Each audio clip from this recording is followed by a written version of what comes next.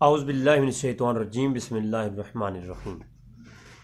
ناظرین، آج کی ویڈیو میں کچھ وضاحت کے لیے حاضر ہوا ہوں۔ کوئی خاص لیکچرز نہیں ہے یہ آج کا ویڈیو، اور ایک ہمارے بھائی ہیں، میرے بہت ہی پیارے بھائی ہیں، بہت عرصے سے میرے ساتھ میرے چینل پر میری سپورٹ بھی کرتے ہیں اور میرے فالوور میں سے بھی ہیں اور میری ویڈیو کو دیکھتے بھی ہیں۔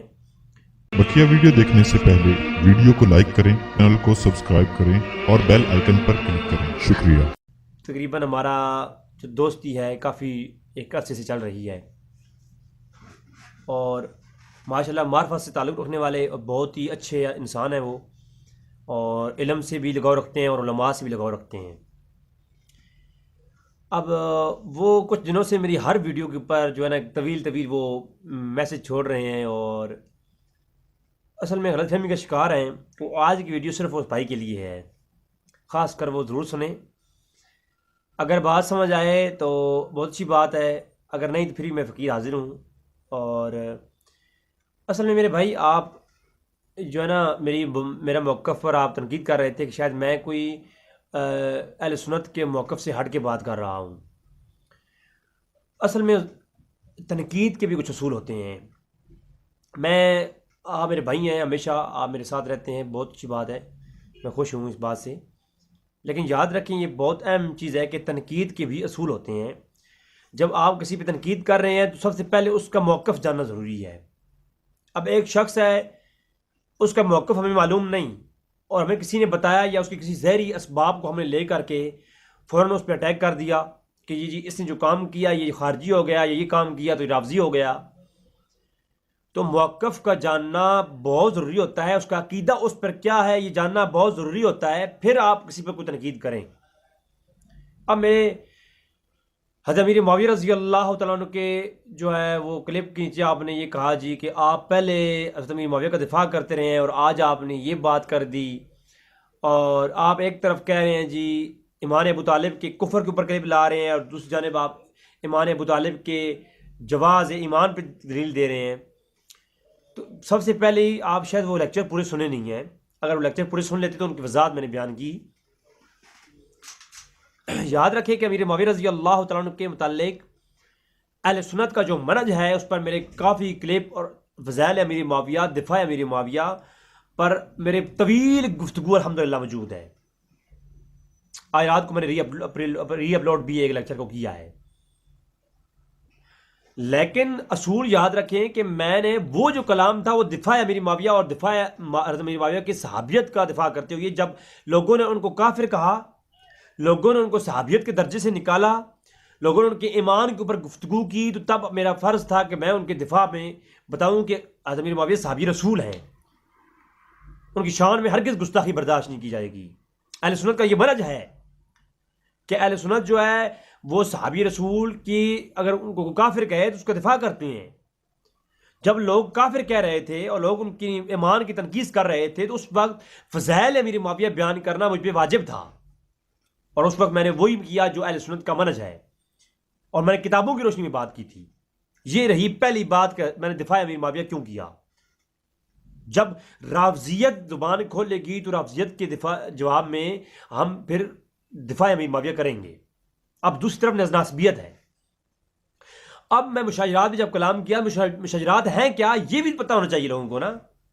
اب آپ مجھے بتائیں، انجینئر محمد علی مرزا صاحب جو ہیں، وہ جو علمی اختلاف ہیں صحابہ کرام میں، ان کو بھی مشاجرات کہہ رہے ہیں، حالانکہ مشاجرات ان کو نہیں کہا جاتا۔ اب ایک صحابی ہیں جو زبیر فرماتے ہیں ہاتھ چھوڑ کر ظہر نماز پڑھی، وہ ہاتھ چھوڑ کے نماز پڑھنے کے قائل ہیں، مصنف ابن ابی شیبہ کے اندر پورا باب ہے۔ اور دوسرے صحابی ہیں کہ وہ کہتے ہیں زیر ناف ہاتھ باندھنے چاہیے۔ تو اب کیا یہ مشاجرات ہیں؟ یہ مشاجرات نہیں ہیں، اور یہی تو مرزا انجینئر جو ہے وہ ہر جگہ پھیلا رہا ہے ان باتوں کو۔ لہٰذا جو ہے ان چیزوں کو جو پھیلا رہا ہے انجینئر مرزا، ان چیزوں کو سمجھانے کے لیے اب مشاجرات ہیں کیا یہ بھی عوام کے سامنے رکھنا ضروری ہے اس دور میں۔ میں نے آلریڈی جو پہلا کلپ اپلوڈ کیا تھا مشاجرات صحابہ پہ کلام نہیں کرنا، تو وہ میں نے اس لیے نہیں کیا تھا کہ اب میں مشاجرات پہ کلام کرنا شروع کر دیا تو اپنی مخالف جا رہا ہوں نا۔ وہ جو تھا اس کا موقف یہ تھا کہ اہل سنت کا یہ موقف ہے کہ مشاجرات عوام الناس میں ڈسکس نہیں ہوں گے، لیکن جب ان مشاجرات عوام الناس میں کوئی غیر طریقے سے پہنچا رہا ہو اور غلط طریقے سے پیش کر کے تنقید صحابہ کا باعث بنا رہا ہو، تو ایسے شخص کے رد کے لیے عوام الناس تک مشاجرات صحابہ کی حقیقت بتانا ہم پہ واجب ہے۔ پہلے تو میں نے وہ کلام کیا کہ بتایا کہ مشاجرات کو کچھ ڈسکس نہیں کیا جائے گا۔ اب لوگوں کو جب ایک صحابہ کرام کے فروعی مسائل اور جو علمی مسائل ہیں، تو اجتہادی مسائل ہیں، وہ بیان کر کے وہ بھی مشاجرات کہے جا رہے ہیں، تو پھر ہم بتانا ہے عوام کو کہ مشاجرات وہ نہیں ہیں۔ مشاجرات جو مولا علی کرم اللہ وجہ الکریم اور عائشہ صدیقہ اور حضرت طلحہ اور زبیر رضی اللہ تعالیٰ عنہ اور حضرت امیر معاویہ کے مابین جو اختلافات ہوئی ہیں سیاسی حوالے سے، ان کو مشاجرات کہا جاتا ہے۔ جو قصاص عثمان رضی اللہ عنہ کا جو مسئلہ ہے، ان کو مشاجرات کہا جاتا ہے۔ جو جنگ صفین ہوئی، جنگ جمل ہوئی، ان کو مشاجرات کہا جاتا ہے، نہ کہ کوئی اور اس کا کوئی موقف ہے۔ لہٰذا میرا جو مرج ہے وہ یہ میں پیش کر رہا تھا۔ اب میں نے جو مشاجرات پیش کیے اور امیر معاویہ کے متعلق دفاع کیا، وہ میں نے اب ناسبیت کا رد کیا ہے کہ ناسبی جو ہے وہ تو امیر معاویہ کو اٹھا کر کے حضرت علی کے برابر پیش کرتے ہیں۔ تو لہٰذا تو صحابیت کے اندر مختلف درجات ہیں، میں نے ان کو ڈسکس کیا کہ ہر صحابی دوسرے کے برابر نہیں ہے۔ جیسے کوئی حضرت علی کو ابوبکر صدیق سے افضل مانے، جیسے وہ خارجی ہے اور وہ رافضی ہے، اسی طرح کوئی امیر معاویہ کو حضرت علی کے برابر مانے تو وہ بھی ناسبی ہے، وہ اہل سنت نہیں ہے۔ بس یہ میں نے چیز پیش کی، اور میرے بھائی آپ اس پہ غصہ ہو گئے اور میری ہر ویڈیو کے نیچے آپ اتنے بڑے بڑے کمنٹس کر رہے ہیں۔ اب ہر کمنٹس کا جواب نہیں دیا جا سکتا کیونکہ میں ابھی جو ہے سارا دن بزی ہوتا ہوں، آپ لوگ جانتے ہیں۔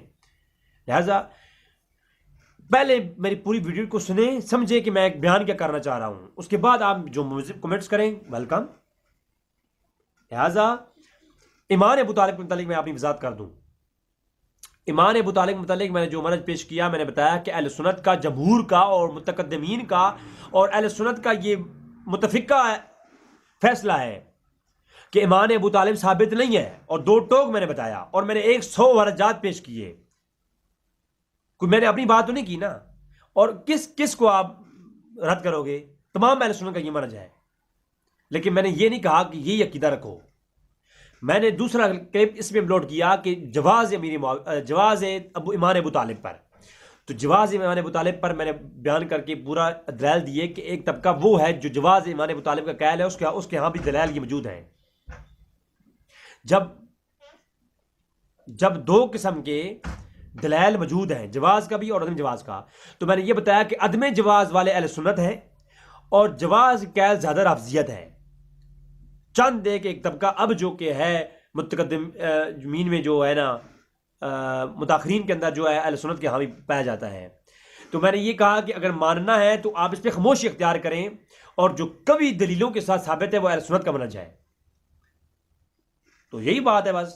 تو میں نے کہا کہ ایمان ابو طالب پر اہل سنت کا منہج جو ہے وہ جو ثابت ہے اور وہ زیادہ قوی ہے۔